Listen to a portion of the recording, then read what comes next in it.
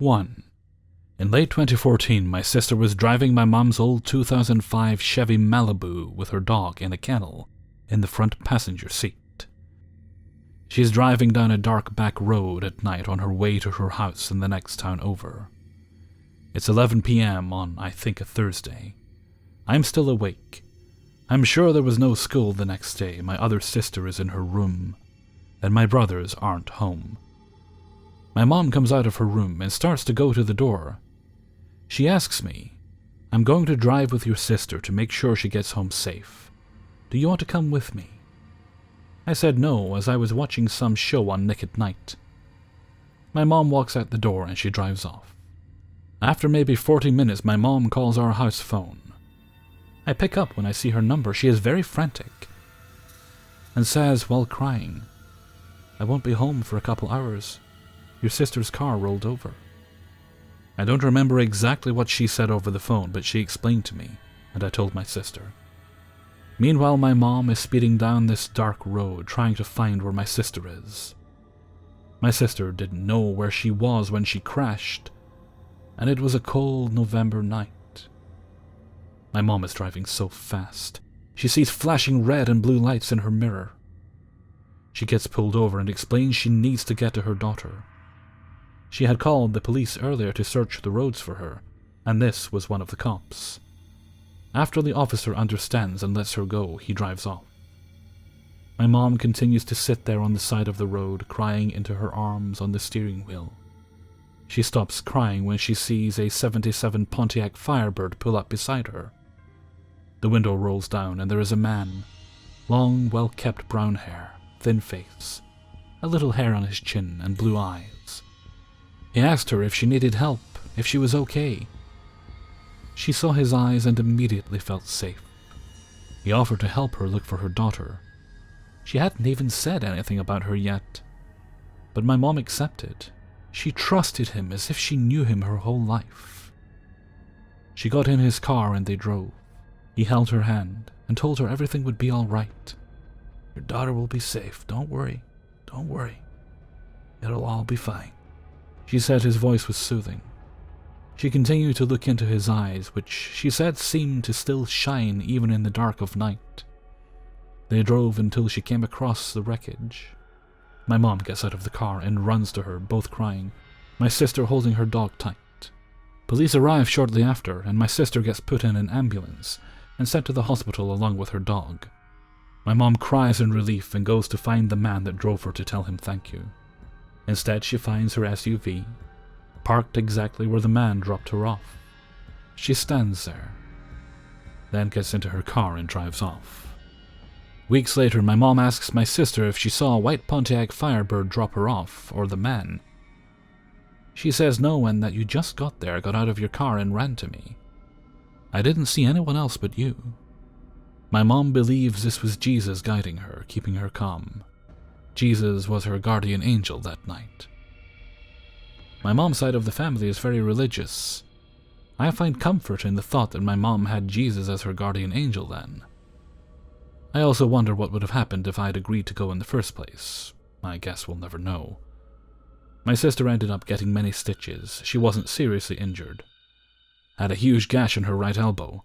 Her dog, a Shih Tzu named Delilah, was fine, but she had some form of PTSD since then. Every night she would cry in her sleep. 1 year later, she passed away of parvo. It's a painful disease for a dog, and I hate that she had to go like that. She was happy. She was always in front of the door, jumping every time I got home from school. One day she wasn't there.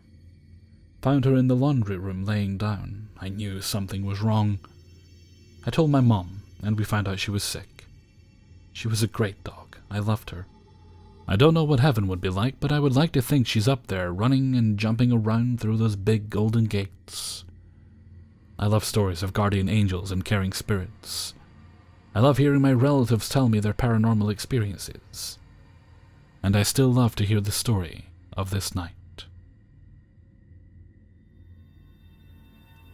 2. So first, here's some background. I am currently living with my best friend, we'll call her Kate, her fiancé Henry, and his best friend Sam. We live in Henry's house. It is a 2-story house with a basement. The basement is pretty much an open plan, the only defined room being a storage room.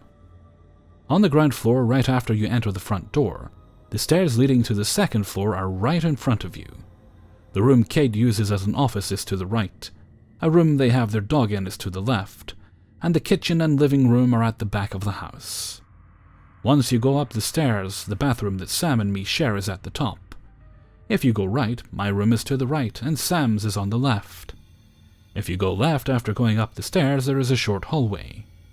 To the immediate left is a room that we leave closed, that they used to let their cat in, and at the end of the hallway is Kate and Henry's room. Behind our house is a creek that flows all year round. I know that's a lot of information, but I promise that it's important to the story. Kate and I are in our last year of uni, and up until this point I had been living on campus. They moved into this house about a year before I moved in, and told me I could live with them and only pay my part of the utilities. The house is only about half an hour from campus, so I'd jump on the offer. I moved in towards the middle of August 2018. Kate has been having experiences in this house long before I moved in, and has a long history with paranormal experiences, most of them not being good. A few causing her physical harm. She's an empath and is agnostic and can usually see entities. I have also had some paranormal experiences, but it's usually been benign, usually just sightings. But I do believe in the paranormal, even though I am Catholic. Henry and Sam are both completely skeptical and don't believe in any of this, which is frustrating. Now for the ongoing situation. A few weeks after moving in, I started noticing that something was just off.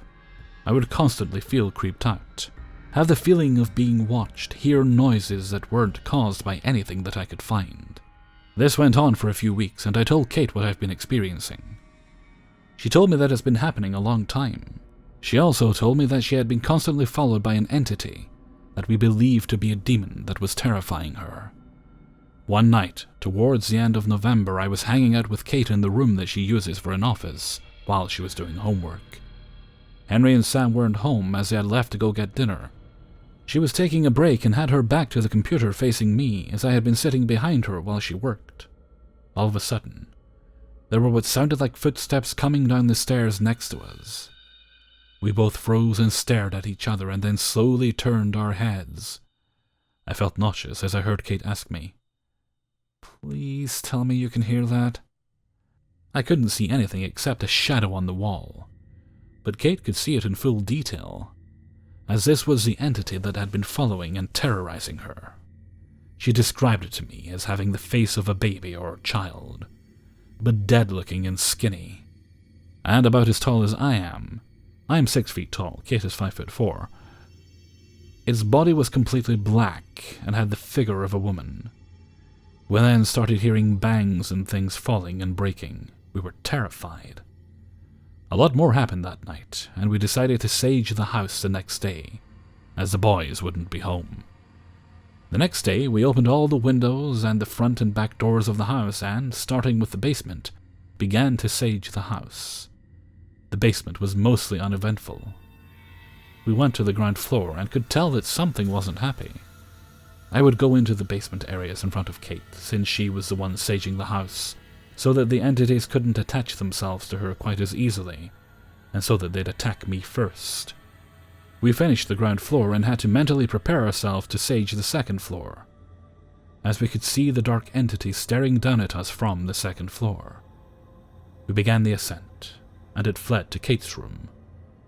We started with my shared bathroom, then went to Sam's room. We then went to my room, only to realize that we forgot my closet. So we went back to my room to redo it and do the closet this time. We then went to Kate's room and saged it seemingly with no issues. The entity wasn't there, so we had assumed that it left through the window that was open.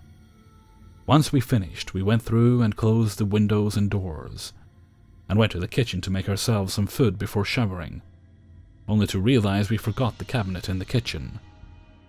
The entity hid itself there. Luckily, Kate had holy water from a recent trip to the Basilica of Immaculate Conception in DC, and I was able to get the thing out using that. After that, Kate could see all the entities we pushed out of the house lurking by or in the creek from the kitchen windows. We thought it was done. A few months passed. Everything felt mostly better, but the house still felt off. We put amethyst and onyx crystals around the house and in front of our mirrors, TVs, and computers to deter entities from returning. We could feel something watching us, but couldn't see it. If we returned to the house after the sun had set, the areas of darkness near the house would be a lot darker than they should have been. It's been slowly getting worse since we saged the house. Then we come to this week. Sunday night when I got back from spending the weekend at home, I saw a shadow figure standing in one of the windows of my bedroom, where there is nothing to cast a shadow. I put it out of my mind and hurried inside. The rest of the night was mostly uneventful, but I was so creeped out that I slept with a light on. Kate hasn't been seeing any entities at this point, just me. Monday night was the apex. Once again, it was just Kate and I home, as the boys were out somewhere for dinner. Kate was in her bathroom taking a shower, and I was in my bathroom brushing my teeth. I thought I heard Kate calling my name from the room that used to be the cat's room, and apparently, at the same time I heard my name being called, Kate heard a deep door slam, which after testing several doors and closing them the same way, it was that room's door. We went in the room together to investigate, and it was freezing. Which is unusual because that room is usually the warmest in the house. I have a cross in my room that I usually have above my bed, and at this point, I had to grab it so that I could feel a little better. We decided we needed to put holy water on the doors and windows as a temporary protection. But it was on the ground floor. Kate couldn't go downstairs because she was so scared. So I gave Kate my cross and I went downstairs to grab the holy water. As I reached the ground level, I felt the uncontrollable urge to look in the room that the dog stays in. In that room, there are 2 large cabinets with mirrors in them, one of them being in plain sight of that entryway. There was something in the mirror looking at me, and I instantly felt sick and like crying. I hurried and grabbed the holy water, rushing back upstairs. Kate put crosses on the doors and had me do the windows as she was afraid to look outside. When I did, I can't describe the thing I saw. There wasn't eyes, just blackness that seemed to grow as it stared dead in my eyes. The features were sunken and dark, almost like a floating head. I froze and then quickly put the cross on the window. It was there for every window except my room. When it came to doing the windows in my room, it was standing in front of the house, staring at me. Honestly, I'm scared shitless, and I know that Kate is too.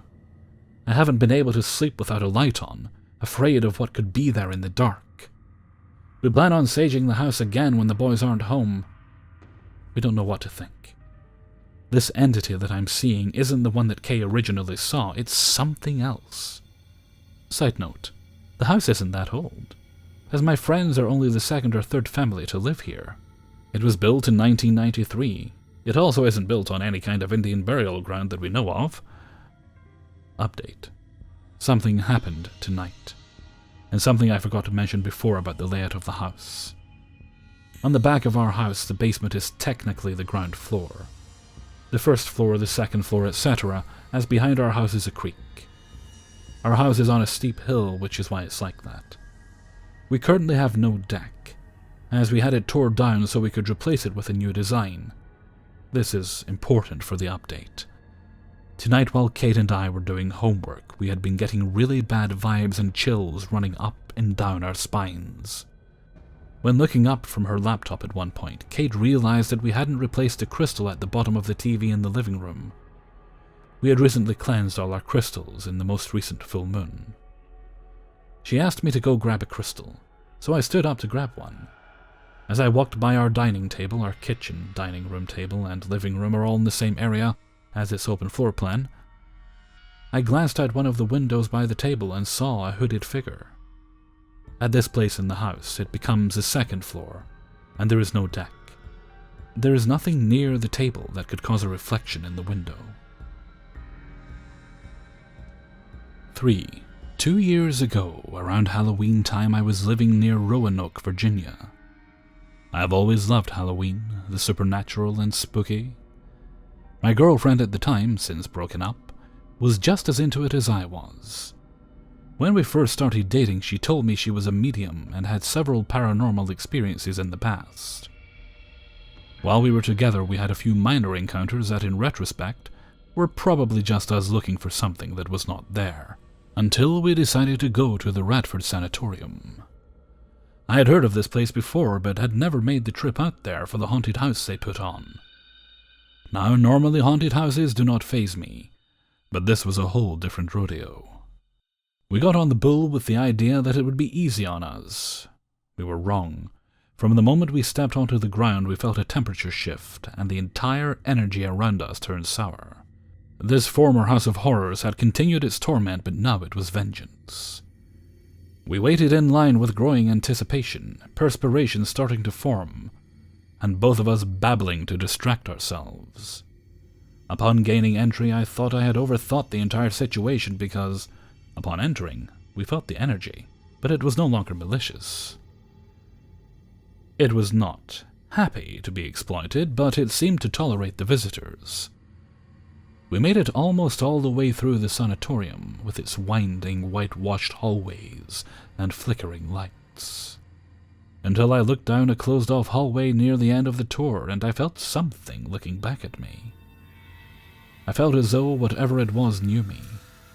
I felt the first goosebumps raise on the nape of my neck, and in quick order the rest of my skin flooded with chills. I grabbed my girlfriend, and we hustled through the rest of the sanatorium, unaware of those jumping out of rooms and waving chainsaws menacingly in the air. We got back to the car in silence. I felt an enormous depressive weight holding onto my shoulders. I tell my girlfriend that I think the spirit is following me, and she says that she knows she can feel it too. We start driving in silence, and I ask my girlfriend a mundane question to try and distract myself. She doesn't respond, so I look over and her eyes are closed, lips pursed, and a bead of sweat is running down her temple. I keep driving, but occasionally glance over to check in on her when suddenly her neck goes limp, and her head tips over almost as if she is blacked out. I no longer feel the spirit following me. I yell her name.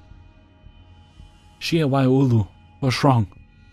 She doesn't answer, so I pull the car over to jump out and run to her side, opening the door. I check her pulse and make sure she is breathing. In my state of mania, I start talking. Come after me, not her. I'm the one you saw and latched onto. Come mess with me, but you leave her the fuck alone. I am worked up and freaking out because she is still limp, and I feel its presence once more.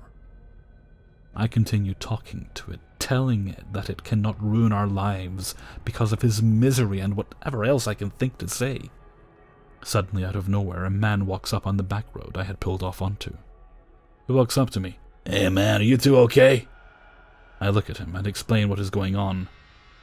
Now, I am not a religious man, but he asks if he can pray over us, so I tell him yes. I figure we could use whatever good energy we could get, so I tell him sure. He said a beautiful prayer, but I cannot remember what he said. As soon as he said Amen, I felt the weight lighten immensely, and my girlfriend started stirring. I jump up to go to her and see if she's okay. She is visibly confused, and when I look around to thank this stranger, he was gone. Vanished without a trace. I get back in the car and keep driving. We talk a little bit about what had happened, and she told me she heard the guy's prayer in her blackout moment, and it was what roused her. We get home, shower, and get into bed. That night, I had a dream where I was a man who was depressed and lost his mind, killing his family and ending up in the Radford Sanatorium.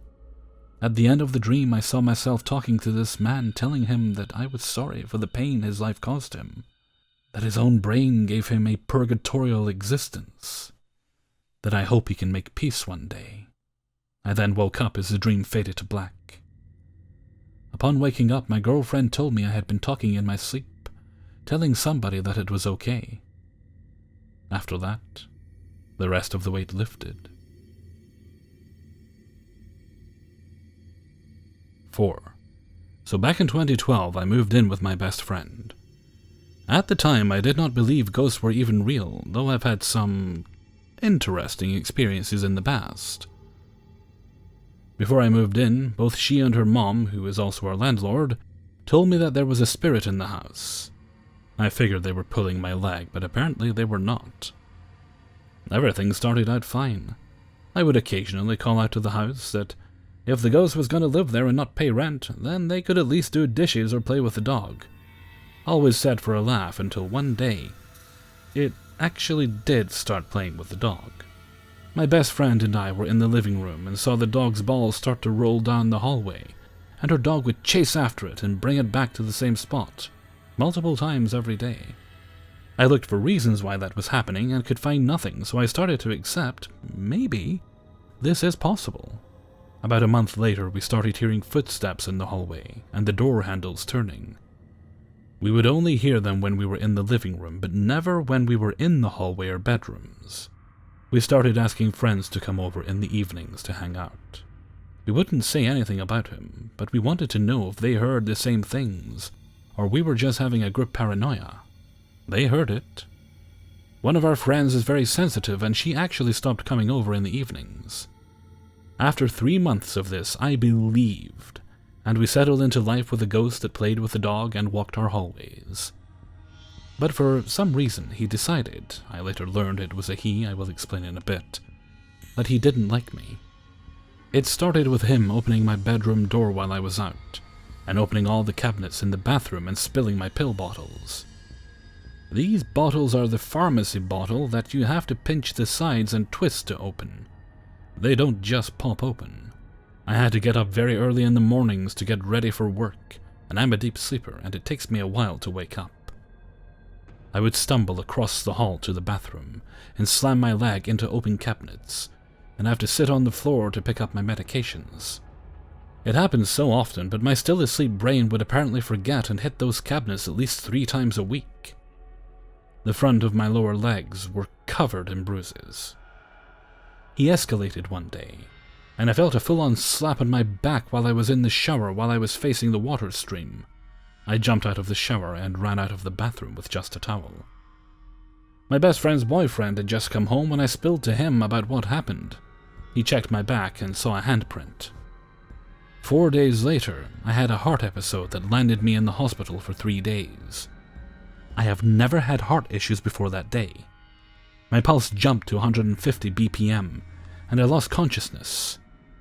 My mother found me in the living room. I was feeling faint that day and asked her to pick me up and take me to my GP. And got me to a hospital where it wasn't until the 3rd day that my pulse went back below 90. Ever since that day, I have had arrhythmia and syncopal episodes. It's nearly debilitating with how often it happens.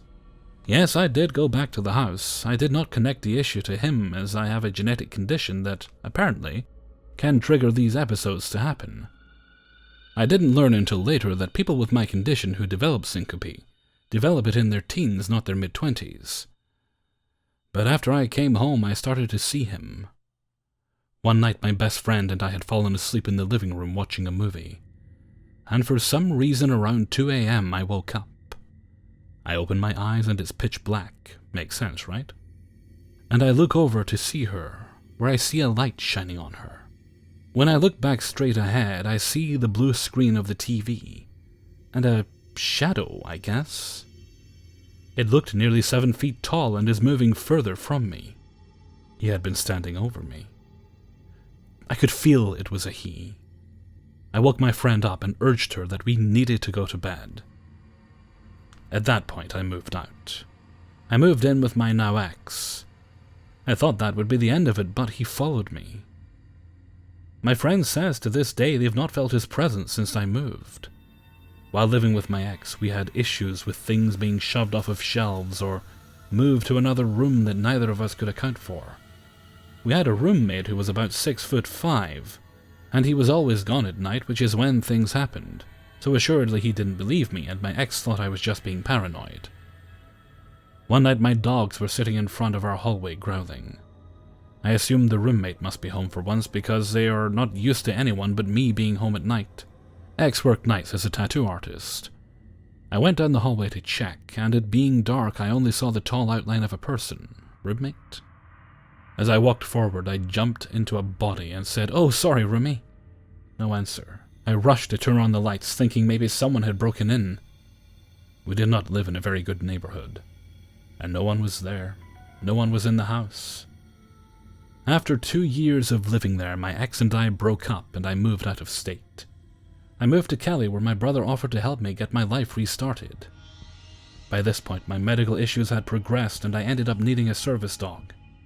She is always by my side, and at the same time I feel him near, she reacts, and focuses in the direction of where I can feel him. Sometimes a far corner or behind me. He never gets close when she's by my side, but he is always around. It's when I feel him that I start to have my heart episodes, and I'm afraid he's been causing them. I'm afraid he's going to escalate more. My current boyfriend and I have moved from Cali to Utah. The house and land we live on has been in his family for over 100 years, and there are spirits here. They are neutral, and I have no problem with them, but he is here too. He has been attached to me for 7 years, and is always close. He's mean. My boyfriend wants to smudge me with sage, and I have asked, begged, and demanded he leave me alone, but he never leaves. What can I do? 5. This took place in the fall of 1989. I had just turned 18 and I was mostly enjoying my first semester in college. I lived in a residence hall near the Fine Arts building, chosen because it was co-ed. Now there were a ton of stories going around about how the Fine Arts building was haunted. This never bothered me because I grew up seeing ghosts a lot. Think Hallie Joel Osment from The Sixth Sense. No, I'm not kidding. Anyway, I had a not very nice roommate, so sleeping in my room most days wasn't something that happened, since she was loud and obnoxious when I did try to sleep. Our Fine Arts building had 2 theaters in it, one in the basement and one a level and a half up. Hardly anyone ever went in the basement one, but it was clean and usually quiet. I found out by accident one day that there was enough room between the back row of seats and the wall for someone, a 5'7", 140-pound woman, to sleep comfortably. None of my friends knew my secret sleeping spot. I had a portable analog alarm clock that you had to wind, and I would bring it, then set it. I spent many a night sleeping there. About halfway through the semester, I crawled in my sweet spot, pulled my blanket up, put my pillow under my head. It was common by now to see students wandering around with pillows and blankets, and promptly passed out. I had forgotten to set my alarm. I am not sure how long I slept, but I woke up because I had that creepy feeling you get when someone is watching you. I looked above me to the top of the back of the seats, and there was a guy just watching me. I said in a startled voice, "I'm sorry. I didn't mean to disturb anyone." The brown-haired, brown-eyed man with thick horn-rimmed glasses just smiled at me. I grabbed my pillow and blanket and scurried the 4 seats on hands and knees to the end of the row. When I stood up and looked around, I was alone. Literally no one was in the theater.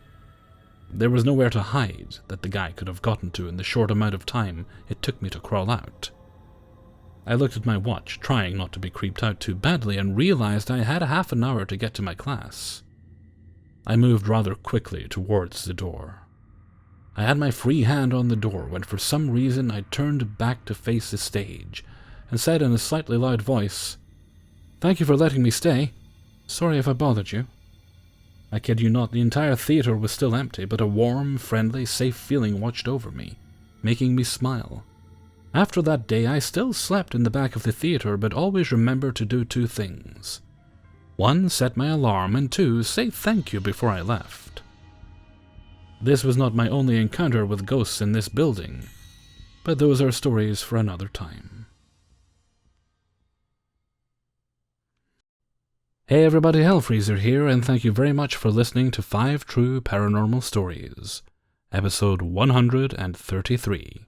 And thank you very much to everybody who allowed me to use their stories in this video. Well, when I'm recording stories, I take little breaks in between just to give my voice a chance to rest. And when I'm doing that, I'll browse Twitter or browse YouTube. And I actually saw something good on Twitter for a change.